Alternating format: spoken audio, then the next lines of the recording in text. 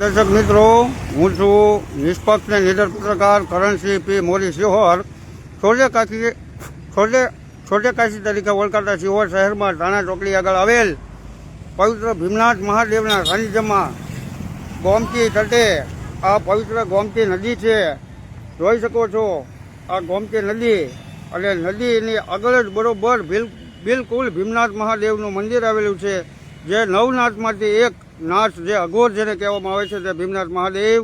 અને આ નદીની અંદર અલંગની ભૂકી લાવી અને માણસો ધોઈ અને ગુજરાન ચલાવે છે, પણ આ વાતાવરણ દૂષિત કરે અને ગટરો ભળી ગયેલી અને સિહોર નગરપાલિકા તંત્ર નિંદ્રામાંથી ક્યારે જાગશે તેવું લોકમુખે જતા રહ્યું છે. સિહોર નગરપાલિકા તેમજ ચીફ ઓફિસર સાહેબ તેમજ પ્રમુખ સાહેબની આ જવાબદારી આવે. તમે જોવો છો આ ગટરનું ગંદુ પાણી, જે પાણીના હિસાબે મચ્છરોનો ઉપદ્રવ વધે છે અને